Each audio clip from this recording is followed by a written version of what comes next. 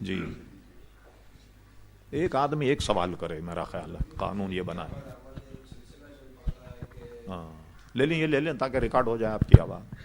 جی اب ربیع الاول شریف کی آمد ایک سلسلہ چل پڑتا ہے کہ کیا صحابہ اکرام کے زمانے میں یہ میلاد شریف منایا گیا، اور آپ جو یہ سجاوٹ وغیرہ کرتے، جھنڈے ونڈے لگاتے ہیں، تو اس سے بہتر ہے کسی غریب بیٹی کی شادی کرا دی جائے تو یہ ہوگا اس سلسلے میں. چلیے بیٹھیے، آپ تشریف رکھیے. ماشاء اللہ.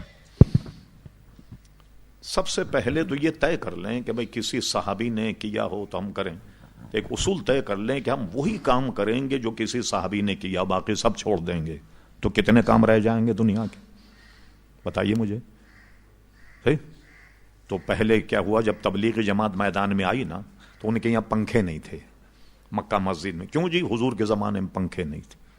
اچھا، وضو خانے میں ٹونٹیاں نہیں تھیں، لوٹے سے وضو کرتے تھے. کیا ہوا جی کہ حضور کے زمانے میں جناب لوٹے ہوتے تھے، ٹونٹیاں نہیں ہوتی تھی.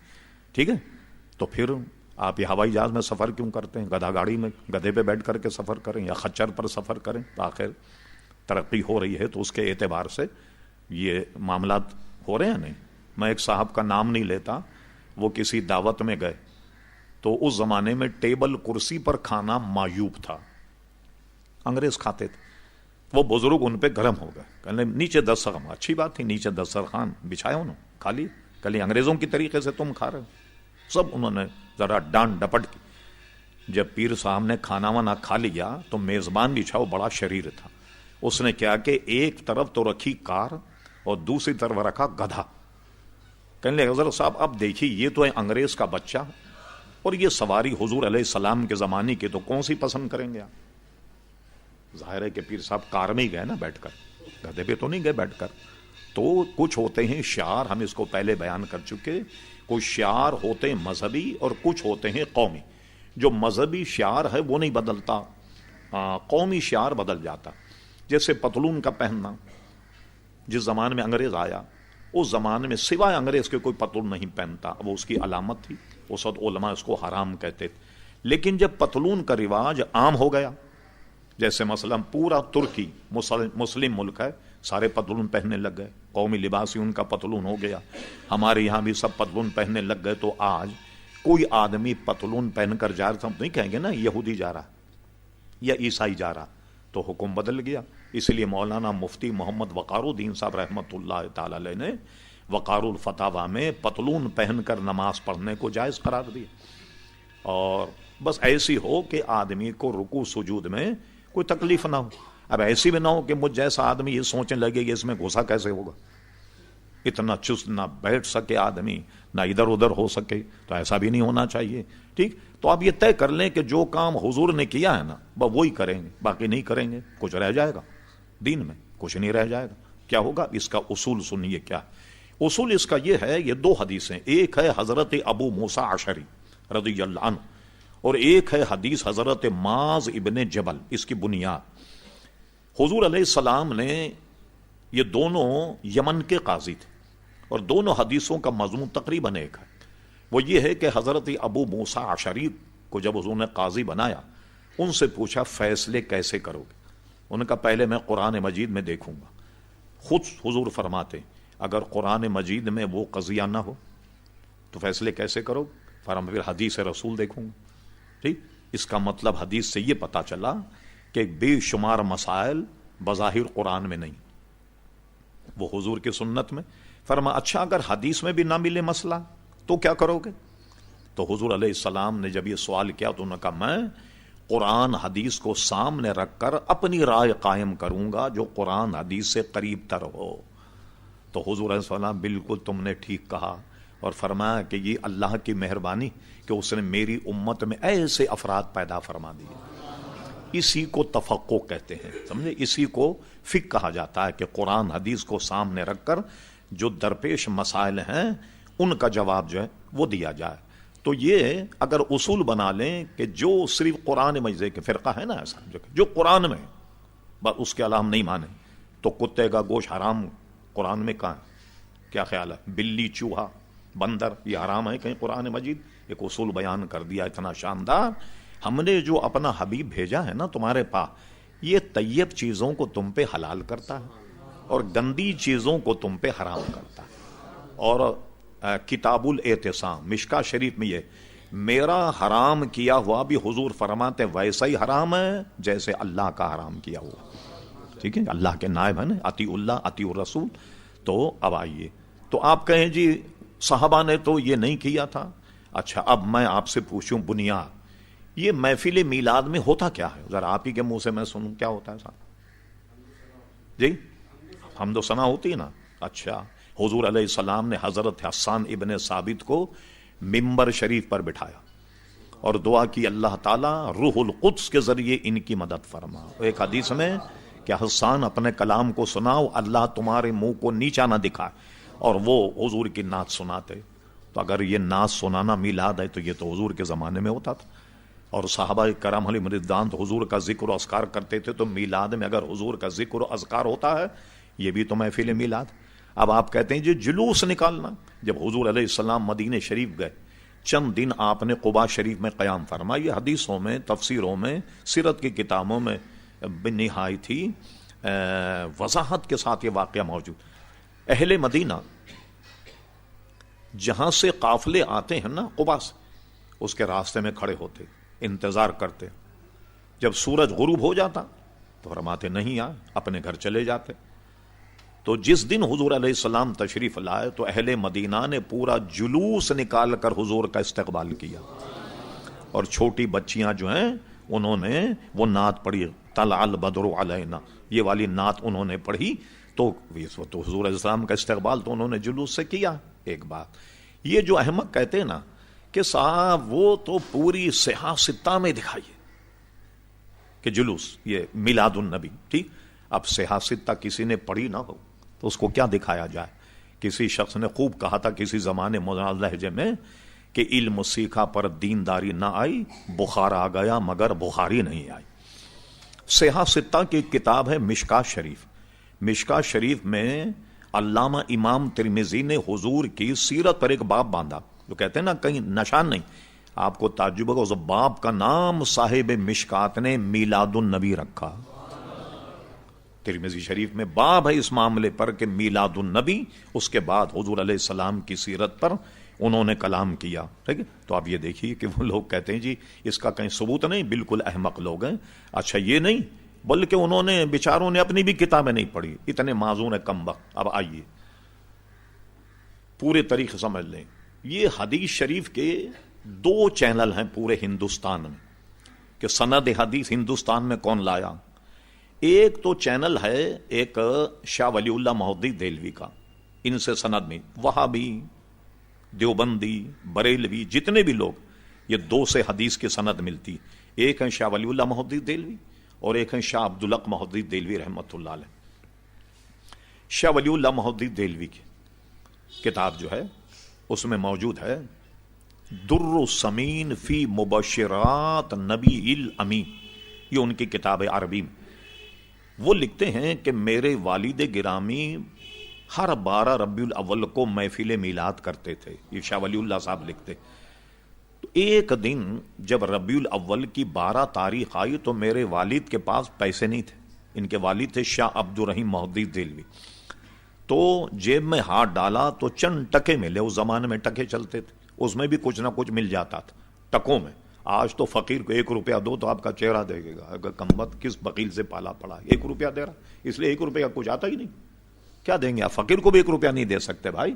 تو چند ٹکوں کے چنے منگا لیے, چنے کا ڈھیر سامنے رکھا, محفل میلاد ہوا اور یہ چنے حاضری میں تقسیم کر دیے گئے. ٹھیک, جن سے سارے علماء دیوبند کی سند ملتی ہے. شاہ ولی کتاب بھی میرے پاس موجود ہے. شاہ ولی اللہ صاحب لکھتے ہیں میں نے اپنے والد سے سنا اسی رات حضور علیہ السلام کی زیارت ہوئی اور وہ چنے کی ڈھیری حضور کے سامنے رکھی ہوئی تھی اور آپ اس پر تحسین فرما رہے تھے, آپ اس پہ خوشی کا اظہار فرما رہے تھے. یہ تو شاہ ولی اللہ نے لکھا, محدث دہلوی صاحب نے. اب آئیے دوسرا چینل, آئیے دوسری سند ہے شاہ عبدالحق محدث دہلوی رحمۃ اللہ علیہ. یہ آج کل کے بزرگ نہیں, شاہ عبدالحق محدث دہلوی رحمۃ اللہ علیہ کا وصال ہوا ہے دہلی میں 1052 ہجری میں. الحمدللہ میں 2 مرتبہ دہلی گیا اور بسیار تلاش میں نے ان کے مزار پر جا کر فاتحہ پڑھی. افسوس تو مجھے یہ ہوا کہ اتنا بڑا محدث اور اس کے سارے کارناموں کو لوگوں نے فراموش کر دیا. پوری دہلی میں اچھے بھلے دیندار آدمی سے میں پوچھ رہا ہوں شاہ عبدالحق مہدی دہلوی کا مزار کہاں ہے تو کسی کو پتا نہیں، کسی کو پتا نہیں. پھر میں بریلی شریف جب گیا، وہاں کے بہت بڑے مفتی تھے قاضی عبدالرحیم صاحب، 3-4 دن پہلے انتقال ہوا، 3-4 سال یا 2 سال پہلے، اللہ غریق رحمت فرمائے. پورے ہندوستان کے بہت بڑے مفتی، میں ان کے پاس جب گیا تو ان سے میں نے پوچھا، پھر انہوں نے مجھے پورا بتایا. پھر جب میں دہلی گیا تو میں مہرولی کو طے کر کے شمسی تالاب میں اب پانی نہیں ہے، شمسی تالاب کو عبور کرنے کے بعد جنگل میں شاہ عبدالحق مہدی دہلوی کا مزار.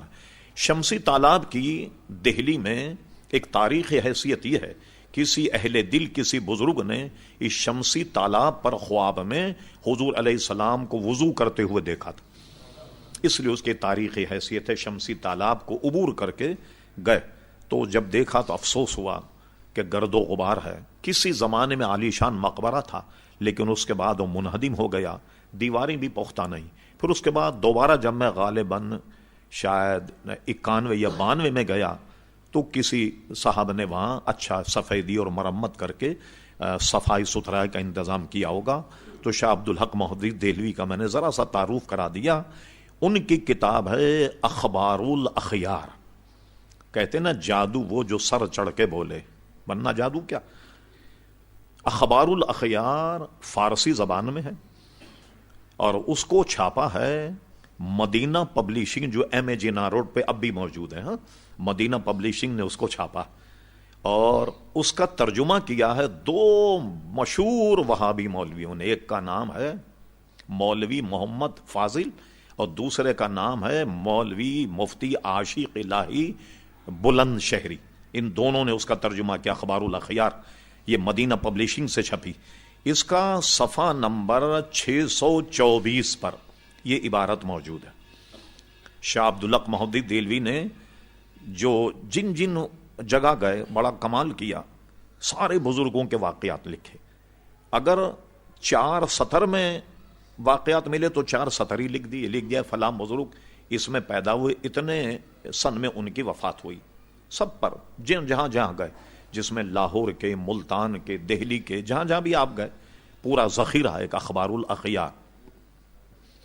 آخری میں انہوں نے اپنے حالات بھی لکھے کہ میں عبدالحق کون ہوں، میرے والد کا نام سیف الرحمان ہے، ہم ترکی النسل ہیں، بخارا سے ہندوستان میں منتقل ہوئے اور یہاں جب میں پڑھتا تھا تو سب اپنے واقعات لکھے کہ سبق میں اتنا منہمک رہتا تھا، جھکا کر کے جب پڑھتا تو کئی دفعے چراغ سے میرے بال جل گئے، آگ لگ گئی میرے سر میں وغیرہ. میں اتنا اپنے سبق میں منہمک رہتا. سارے واقعات لکھنے کے بعد آخری میں اللہ کی بارگاہ میں التجا کرتے، کہتے ہیں اے اللہ تبارک و تعالی، عبدالحق کے پاس کوئی عمل ایسا نہیں جو تیری دربار میں پیش کرنے کے لائق سمجھے. یہ ان کی عاجزی ہے. کوئی عمل ایسا نہیں، اس لیے کہ ہر عمل میں فساد نیت رہا. یہ ان کی عاجزی انکساری. مگر ایک عمل میرا ایسا ہے جو یقیناً تیری بارگاہ میں قبول ہوگا، وہ کبھی بھی رد نہیں ہوگا. حالانکہ شاہ عبدالحق مہدی دہلوی اتنے بڑے محدث ہیں، یہ لکھ سکتے تھے. جب میں ہندوستان آیا تو مسلمانوں کی زبان فارسی تھی، تو میں نے مشکات شریف کی بڑی ضخیم شرح لکھی، اشرۃ اللمات فی شرح مشکات، یہ زبان فارسی میں. اسی طرح فارسی میں کئی کتابیں، مثلا اس زمانے میں فارسی میں حضور کی سیرت پر کوئی کتاب نہیں، بڑے ضخیم 2 جلدیں مدارج النبوت کے نام سے فارسی میں شاہ عبدالحق مہدی دہلوی نے لکھی. آدمی جب کوئی کام کرتا ہے تو یہ سوچتا ہے کہ بھئی یہ ذخیرہ میں قیامت کے لے جا رہا ہوں. کہتے اللہ تعالیٰ میں نے جو حدیث پر کتابیں لکھی ہیں وہ میں تیرے دربار میں پیش کرتا ہوں جو میری نجات کا ذریعہ ہو جائے. میں نے بزرگوں کی سیرت پر اخبار الاخیار لکھی، یہ قبول فرما لی، یہ ذریعہ نجات ہو جائے. کچھ اور پیش کرتے، مشکات شریف کی شرح پیش کرتے، کچھ نہیں. انہوں نے کہا میرے پاس تو نجات کا کوئی ذریعہ نہیں، ہر عمل میں فساد نیت رہا. مگر یا ارحم الراحمین، عبدالحق کا ایک عمل ایسا ہے جو یقیناً تیری بارگاہ میں قبول ہوگا، اور وہ یہ ہے کہ میں محفل میلاد کے وقت کھڑے ہو کر سلام پڑھتا. لائیے آپ میرے تو کتب خانے میں موجود ہیں، کسی وہابی سے منگوائیے، تمہارے مولویوں کا ترجمہ ہے، اور اس کو مدینہ پبلشنگ نے چھاپا، اور جناب وہ میرے پاس موجود ہے، اور صفحہ نمبر 26 اس کا نکالیے، 624 صفحہ نمبر، اس پہ شیخ محق نے یہ لکھا۔ اب سنیے نتیجہ، یہ بتائیے آپ، ایک عدالت میں مقدمہ چل رہا ہو اور گواہ آئے، جی آپ نے دیکھا ہے جو گواہی دی؟ آپ نے کہا نہیں، میں نے زید سے سنا ہے۔ زید کو کورٹ میں بلایا گیا، زید صاحب یہ آپ نے واردات کا موقع دیکھا ہے؟ انہوں نے کہا جی میں نے بکر سے سنا۔ یہ بکر صاحب کو بلایا، بکر صاحب کہتے ہیں بھائی میرے سامنے تو ایسا کوئی واقعہ نہیں ہوا، اب مجھے بتائیے اگر گواہی میں ایک آدمی کراس کوسچن جس کو کہتے ہیں اس میں اگر لاجواب ہو جائے تو مقدمہ ثابت ہوگا؟ نہیں ثابت ہوگا۔ اب کوئی آدمی اپنے آپ کو محدث کہے اور حدیث پڑھا ہے، اور اس کی حدیث میں 2 مشرک آ جائیں، حدیث سند کا کیا بنے گا؟ کیونکہ میلاد شریف منانا تو شرک ہے نا۔ شاہ ولی اللہ مہدی دہلوی مشرک ہو گئے، ان کے والد شاہ عبد الرحیم صاحب بھی مشرک ہو گئے، شاہ عبدالحق مہدی دہلوی بھی مشرک ہو گئے۔ اب بتاؤ تمہاری سند کا کیا بنے گا؟ جس کی سند میں کوئی مشرک آ جائے تمہیں تو حدیث بیان کرنے کا حق ہی حاصل نہیں۔ بھائی کیوں بے وقوف بنا رہے لوگوں کو؟ تمہارے تو سند میں امام بخاری تو بہت بعد میں آئیں گے، دونوں مشرک آ گئے تمہاری سند میں، اس لیے ان کا قول بالکل غلط ہے۔ اور میں نے حدیث کو بتا دیا آپ کو، یہ اصول نہیں کہ جو بھی حدیث اور قرآن میں ہوگا وہی ہم مانیں گے۔ یہ دوسرے لوگوں کا کہنا شافعی، حنفی، مالکی جس میں پوری دنیا ان کی پیروی کرتی ہے، تو ہمارے یہاں ہمارے امام کا قول ہم لیں گے، یعنی کہ قرآن و حدیث سے ہم اس کا استثناء ہو گیا نہیں۔ ہم یہ جانتے ہیں کہ قرآن حدیث کو ہمارے امام ہم سے زیادہ جانتے تھے، ٹھیک ہے؟ تو یہ حضرات جو ہیں یہ جو کچھ کہیں گے وہ اصل میں دین ہے۔ اس لیے ہمارے یہاں شریعت کا ماخذ کیا ہے؟